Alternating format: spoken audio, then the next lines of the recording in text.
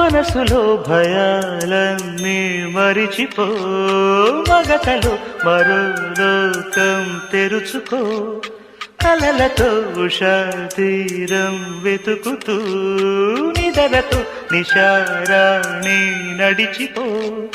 చిటికలోన చిక్కబడ్డ కటిక చీకటి కరిగిపోక తప్పదమ్మ ఉదయ కాంతికి.